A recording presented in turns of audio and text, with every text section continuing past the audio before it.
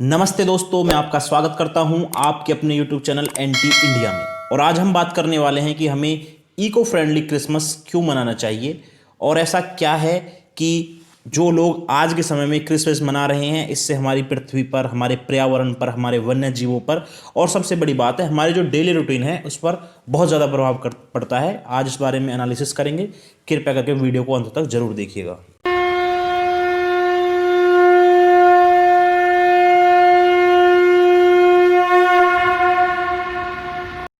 दोस्तों, दुनिया में 20 प्रदूषित शहरों में से 13 भारत के हैं। यूनिवर्सिटी ऑफ शिकागो, हार्वर्ड और येल यूनिवर्सिटी है दावा करती हैं कि भारत में जो हवा में जो इतना ज़्यादा जहर फैला हुआ है इसमें कम से कम भारत देश की आधी जनसंख्या तो करीबन 66 करोड़ लोग आ चुके हैं और उनकी औसत उम्र 3.5 साल तक कम हो चुकी है सिर्फ इसी वायु प्रदूषण की वजह से।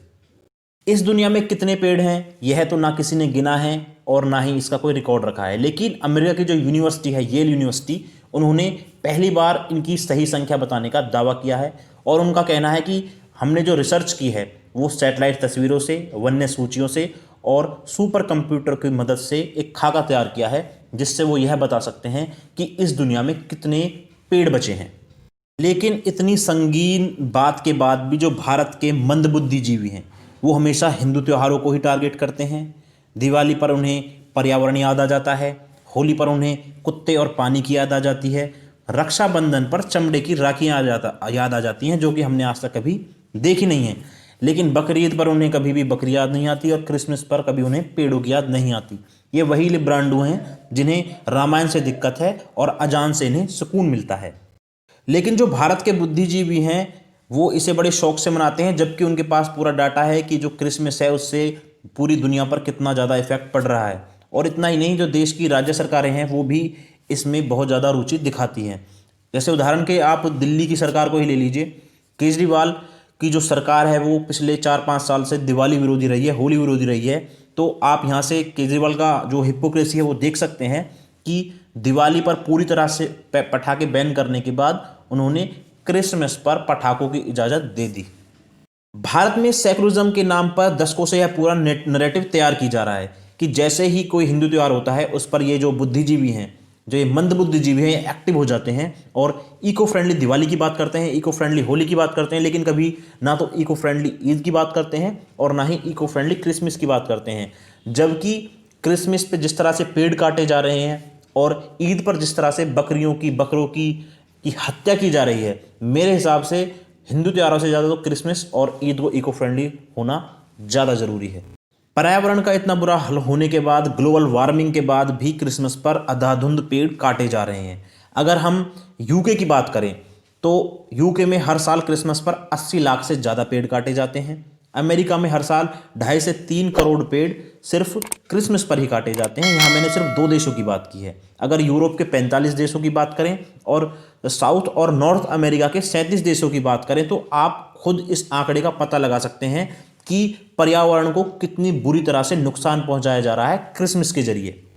जो अभी तक हमने बात की थी वो सिर्फ क्रिसमस पेड़ों की कटाई की थी, लेकिन अगर क्रिसमस पर जीव हत्याओं की बात करें तो कहा जाता है कि पूरे यूके में पूरे साल के मुकाबले क्रिसमस पर 80% ज़्यादा जानवर मारे जाते हैं। 300 मिलियन मीन्स पाइस यानी जो मांस से बनी हुई डिशेज हैं वो बनाई जाती हैं। 35 मिलियन के करीब वाइन पी जाती हैं और 10 मिलियन टर्कियों को शुभ मानकर काटकर ओवन में पका दिया जाता है। पेटा की जो रिपोर्ट है उसके अनुसार यूएस में पूरे साल में 245 मिलियन टर्की मारे जाते हैं, जिनमें से सिर्फ क्रिसमस पर 22 मिलियन की हत्या की जाती है। तो आप इस बात से अंदाज़ा लगा लीजिए कि क्रिसमस पर पेड़ों के अलावा जीव हत्याएं भी की जाती हैं सिर्फ इंसानों के शौक पूरे करने के लिए। और जहाँ तक बात है पानी के वेस्टेज की, तो बताया जाता है कि नॉर्मल सी बात है कि क्रिसमस पर मीट तो बनाई जाती है, हर डिश में यूज़ होती है। तो करीबन 15 से 20 हज़ार लीटर पानी 1 किलो मीट प्रोटीन के बनाने में खर्च होता है।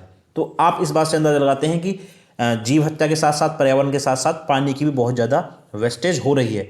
और इतना ही नहीं, जो आप अपने घरों में सामान पैक करवा के लाते हैं, खाने की सामग्री या कुकीज़ हो या फिर ब्रेड हो या केक हो, उसमें जो कागज़ इस्तेमाल होता है उसकी भी बर्बादी बहुत ज़्यादा होती है। 2016 की एक रिपोर्ट बताती है कि सिर्फ यूके में अंदाजन 2,27,000 मील ऐसे कागज वेस्ट होते हैं जिनको सिर्फ हर साल क्रिसमस पर खाने और गिफ्ट के लिए रैप किया जाता है। अगर हम इस पूरे कागज को लंबा करें तो इससे एक आइसलैंड को लपेटा जा सकता है। तो आप इससे अंदाजा लगा सकते हैं कि क्रिसमस हर तरीके से पर्यावरण को नुकसान ही पहुंचा रहा है। और आपने एक चीज और देखी होगी कि जो क्रिसमस पर कार्ड भेजने का बहुत ज़्यादा प्रचलन है, जो बेस्ट विशेस लिखकर अपने आप दोस्त को भेज सकते हैं, अपने रिलेटिव्स को भेज सकते हैं, पड़ोसी को दे सकते हैं। तो आपको पता है कि सिर्फ क्रिसमस पर ही 1 अरब से ज़्यादा कार्ड भेजे जाते हैं, और जो कार्ड उस लिफाफे में डालकर भेजे जाते हैं उन लिफाफों का वजन करीबन, अगर हम सारे लिफाफों को मिलाएं कार्ड से अलग, 3 लाख टन होता है, जो कि पेड़ों की कटाई से ही बनते हैं। तो आप खुद इस चीज़ का अंदाजा लगा सकते हैं कि क्रिसमस पर कितना ज़्यादा पर्यावरण बर्बाद किया जा रहा है। लेकिन जो हमारे बुद्धिजीवी हैं कभी इस बारे में बात नहीं करते। उन्हें सिर्फ होली पर ही पर्यावरण याद आता है, दिवाली पर ही पर्यावरण याद आता है। उन्हें कभी ना तो ईद पर पर्यावरण याद आता है और ना ही क्रिसमस पर। तो दोस्तों, अगर आप भी इको फ्रेंडली क्रिसमस मनाना चाहते हैं तो ट्विटर पर इको फ्रेंडली क्रिसमस ट्रेंड कराएं और जीव हत्या और पर्यावरण को नुकसान करने से बचाएं। जय श्री राम दोस्तों, जय हिंद।